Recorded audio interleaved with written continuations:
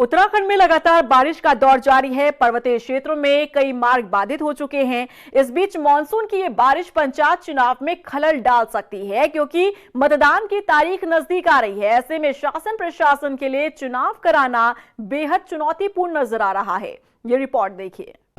पंचायत चुनाव पर मानसून का असर, पर्वतीय क्षेत्रों में कई मार्ग बाधित, नजदीक आ रही मतदान की घड़ी, लगातार बारिश परेशानी कर सकती है खड़ी, चुनाव कराना बड़ी चुनौती।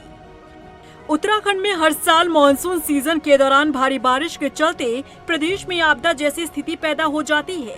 खासकर पर्वतीय क्षेत्रों में पिछले कुछ दिनों से लगातार हुई भारी बारिश के चलते कई मार्ग बाधित हैं। इस बीच प्रदेश में पंचायत चुनाव में मतदान की घड़ी भी नजदीक आ रही है। ऐसे में लगातार बिगड़ते मौसम के बीच चुनाव करवाना बेहद चुनौतीपूर्ण नजर आ रहा है। बता दें कि 24 और 28 जुलाई को पंचायत चुनाव के लिए वोटिंग होनी है, साथ ही 31 जुलाई को मतगणना होनी है। मौजूदा समय में प्रदेश के अधिकांश हिस्सों में बनी स्थितियों में चुनाव कराना शासन प्रशासन के लिए बड़ी चुनौती है। हालांकि राज्य निर्वाचन आयोग भी इस बात को मान रहा है कि मानसून में चुनाव करवाना चुनौतीपूर्ण है, जिसके चलते सभी जिलाधिकारियों और आपदा प्रबंधन विभाग को व्यवस्था दुरुस्त करने के निर्देश दिए गए हैं, ताकि सामान्य दिनों की तरह ही चुनाव को संपन्न करवाया जा सके। राज्य निर्वाचन आयोग के आयुक्त सुशील कुमार ने कहा कि इस बार त्रिस्तरीय पंचायत चुनाव मानसून के दौरान हो रहे हैं, जिस पर शुरू से ही विशेष ध्यान रखा गया है। अवश्य, क्योंकि इस बार जो त्रिस्तरीय पंचायत निर्वाचन है वो मानसून में वर्षा काल में हो रहा है, तो इसका हमने विशेष ध्यान रखा है शुरू से ही। और जो संभावित परिस्थितियां हैं उसको देखते हुए सभी जिलाधिकारियों को बोला गया है कि वो एक कंटीजेंसी प्लान आपदा के दृष्टिगत निर्वाचन के लिए बनाएंगे, जिससे कि अगर वर्षा होती है या अतिवृष्टि होती है तो उसमें जो हमारे मतदान पार्टियां हैं उनका आवागमन बाधित ना हो, मतदाताओं को आवागमन बाधित ना हो। बारिश के दौरान बाधित मार्गों को तत्काल खोलने के लिए पहले दिन से ही चुनाव प्रक्रिया तक संसाधन तैयार रखना पड़ेगा। इसी तरह पोलिंग बूथ तक जाने वाले पैदल मार्ग को दुरुस्त रखने, पोलिंग बूथों को दुरुस्त करने के साथ ही स्वास्थ्य सुविधाओं के बेहतर प्रबंधन पर भी जोर दिया गया है।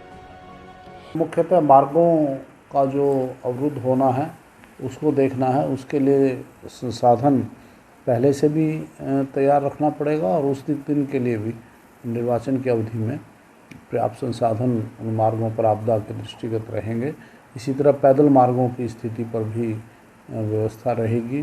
जो भवन है जहां निर्वाचन होना है उनको सुरक्षित ढंग से देखा जाना है। और इसके अलावा जो चिकित्सीय सुविधाएं हैं, जो आकस्मिक चिकित्सीय सुविधाएं हैं, वो प्रत्येक विकास खंड पर हमने बोला है उपलब्ध रहेंगी। और अन्य भी साधन जैसे कि दवाइयाँ होती हैं, मेडिकल इक्विपमेंट है या एम्बुलेंसेज आदि हैं, उनकी तैयारी रहेगी।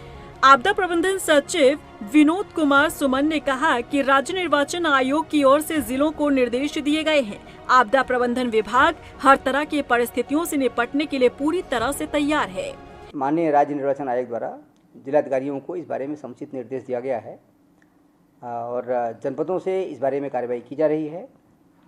जहाँ तक आपदा प्रबंधन की बात है, आपदा प्रबंधन विभाग हर एक प्रकार से हर एक परिस्थिति से निपटने के लिए पूरी तरह से तैयार है और जो गैप्स है उसका एनालिसिस भी कर रहे हैं हम लोग। राज्य निर्वाचन आयोग और आपदा प्रबंधन विभाग हर तरह की तैयारियों में जुटा हुआ है, लेकिन पंचायत चुनाव में मतदान के दिन ही स्थिति साफ हो पाएगी कि आखिर राज्य निर्वाचन आयोग और आपदा प्रबंधन विभाग की तरफ से तैयारियों को कितना दुरुस्त किया गया है। रफ्तार मीडिया के लिए देहरादून से हिमांशु चौहान के साथ ब्यूरो रिपोर्ट।